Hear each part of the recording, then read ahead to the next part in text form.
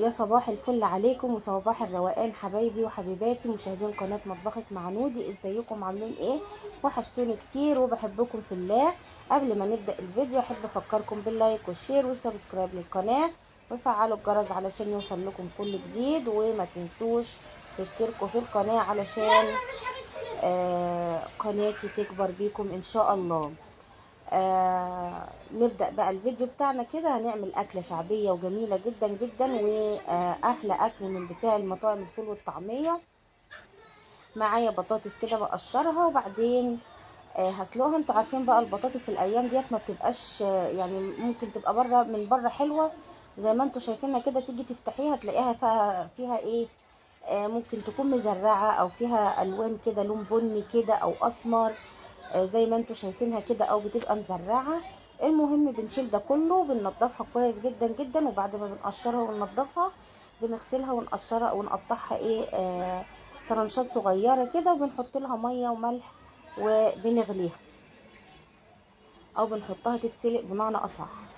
شويه ملح كده وميه مغليه وبنحطها ايه تتسلق كده على النار. معايا كمان هنعمل بتنجان المسقعه بتاع المطعم برضو. معايا بتنجانتين حلوين كده،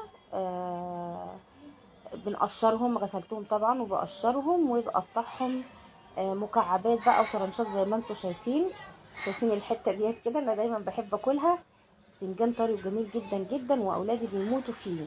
يعني بنحب ناكل البتنجان اللي هو الرومي ده، الحته اللي هي فوق ديت طبعا كله يعني مفيد جدا جدا طبعا، كله حديد وكله يعني مغذي وكويس للاولاد والاطفال، والانيميا بيبقى حلو جدا جدا.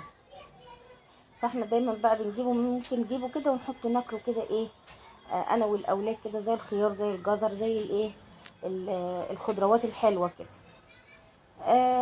بقطعه مكعبات زي ما انتم شايفين، وبرش عليه شويه ملح وبركنه شويه كده ينزل ميته. وبعد كده هقول لكم نعمل بيه ايه. معايا هنا بقى فلفل رومي بقطعه، بغسله بقطعه كده ترانشات صغيره، وهركنها برضو كده وهنشوف هنعمل بيها ايه. قشرت توم وهندقه بقى كده في الهون، عشان التوم اللي هو التوم اللي انا كنت عاملاه مهروس عندي اللي جاهز كده خلص من عندي. غسله الطماطم بقى وبنضفها، افتحوا بقى الطماطم كده من جوه علشان بتبقى برضو مش حلوه من جوه الفتره ديت، عشان دي اسمها فصلة الزرع بتاع الزرع الجديد بتاع الشتاء نازل. فبتبقى من جوه بقى ممكن تكون تلاقيها جميله جدا جدا ومسليه من بره، وتلاقيها برضو فيها سوسه او مش حلوه من جوه كده. هضربها في الكبه كده نص ضربه، مش منعماها، مش هنعمها قوي. ويلا نبدا اقول لكم نعمل بالبتنجان ايه. هنقليه نص قليه كده برضو، هنعمله مسقعه زي بتاعه المطعم بالظبط. بندق التوم كده مع شويه ملح صغيرين علشان التوم ينعم معانا. ما تنسوش تحطوا لايك بقى للفيديو لو سمحتم. تمام كده خلاص التوم. بنجيب بقى في حله، هنعمل بقى برضو شويه فول بقى بالطماطم من اللي قلبكم يحبوا. شويه فول تحفه تحفه تحفه. انا طبعا سايبه البتنجان يتحمر في الوقت ده، وجبت معاكم بقى شويه زيت كده في حله، وحط معلقه من الثوم ونقلبها كده مع معلقه كزبره، ولما يحمر كده نقوم نازلين بالطماطم. يعني ما يبقاش محمر قوي، يا دوبك التومه تصفر حاجه بسيطه كده. هنقلبها ونسيبها تتسبك كده وايه، وبعد كده نحط لها الفول، ملح بقى وكمون وشويه فلفل وشويه كزبره بقى اللي انت عايزاه.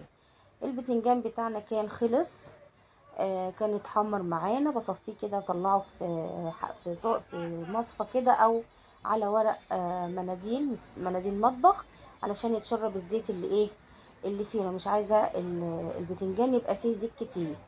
كمان اديت تحميره كده على السريع كده للفلفل. وخلاص كده التحمير خلص معانا. في حله بقى كده هنحط معلقه زيت صغيره، علشان طبعا البتنجان والفلفل فيهم زيت، فمش عايزين نسبه زيت كتير. ومعلقه توم كده بنشوحها